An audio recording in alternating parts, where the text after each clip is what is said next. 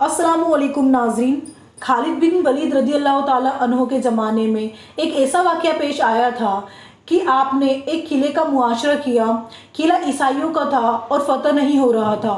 ईसाई भी लड़ने में माहिर थे। इधर खालिद बिन वलीद और सभी जवान सिपाहियों की ताकत आपके पास थी। तब ईसाइयों ने बैठकर प्लानिंग की कि इनसे 3 दिन का वक्त ले लो और इनसे कहो कि खालिद बिन वलीद आप अपनी फ़ौज के साथ बाज़ार घूमते हुए आओ। और फिर ईसाइयों ने अपने पादरी से पूछा कि क्या किया जाए। तो पादरी ने कहा, शहर की जितनी भी खूबसूरत लड़कियां हैं और सारी माल और दौलत ले आओ और बाज़ार के रास्तों में बिछा दो। नंगी लड़कियों को खड़ा कर दो, क्योंकि खालिद बिन वलीद के साथ जितने भी सिपाही आए हैं सब नौजवान हैं। नाजरीन, जिनकी नज़रें हर हसीना पर उठ जाए यह मोमिन की शान नहीं, हर चमकती चीज़ को देख ले यह मोमिन की शान नहीं। अब खालिद बिन वलीद की फ़ौज और लश्कर नौजवानों से भरा था। यह देखकर ईसाइयों ने गलीच मंसूबा बनाया, नापाक मंसूबा बनाया। आज भी बना रहे हैं हमारे साथ। ईसाइयों ने खालिद बिन वलीद से कहा, हम आपसे लड़ना नहीं चाहते हैं। आप 3 दिन के बाद अपने साथियों को लेकर फला फला बाजार से होते हुए किले तक आ जाओ। सही सलामत तरीके से आए तो हम किले की चाबियां बिना लड़े तुम्हें दे देंगे। खालिद बिन वलीद ने हाँ कही और फिर वे 3 दिन तक सोचते रहे कि इतनी जल्दी इन लोगों ने हार कैसे मान ली, कुछ तो दाल में काला है। उसके बाद 3 दिन गुजर गए। फिर वे 3 दिन के बाद अपने साथियों को लेकर बाजार में आए तो आपकी नज़र वहाँ मौजूद नंगी औरतों पर पड़ी। आपने देखा कि बाजार के रास्तों में मालो दौलत बिछाई है, वहाँ नंगी औरतें खड़ी है। यह 2 चीज़ें जो जवान को खरीद सकती है।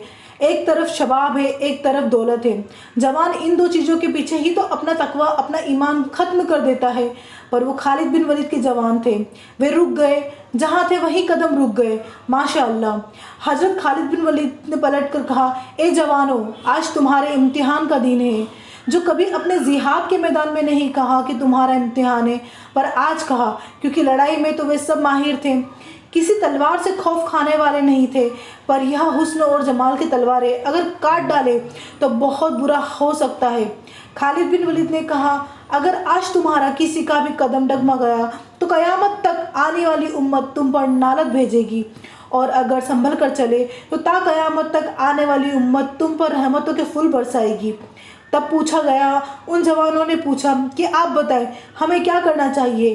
तो खालिद बिन वलीद ने कहा, कुछ नहीं, तुम कुछ मत करो, बस हमारे नबी की सुन्नत पर अमल करो। जवानों ने उनसे पूछा कि कौन सी सुन्नत। पर खालिद बिन वलीद ने कहा, क्या तुम नहीं जानते, जब हमारे नबी करीम बाज़ार में चलते थे तो अपनी नज़र नीची करके चलते थे। बस इस सुन्नत पर अमल करो और चलते जाओ, इधर उधर नज़र नहीं करना। बस फिर क्या था, सहाबा के गुजरने का अंदाज माशाअल्लाह इतना खूब था कि उनके सर पर अंडा भी रख दिया जाता तो वह नहीं गिरता। उधर ईसाई लोग जश्न की तैयारी किए बैठे थे कि सारे बहक गए होंगे, सारे गर्क हो चुके होंगे, तब हम उन पर हमलावर होंगे। पर उनकी खुशी ज़्यादा देर नहीं रही। थोड़ी ही देर में ईसाइयों ने यह देखा कि जब खालिद बिन वलीद और उनके लश्कर को सही सलामत देखा तो उस पादरी ने वादे के मुताबिक किले की चाबियां तो दे दी, पर उसने खालिद बिन वलीद से पूछा, ए खालिद बिन वलीद, कौन सी फ़ौज जमा की है तुमने? ये कौन से जवान है? क्या इनके अंदर नफ्स नहीं है या ख्वाहिशात नहीं है?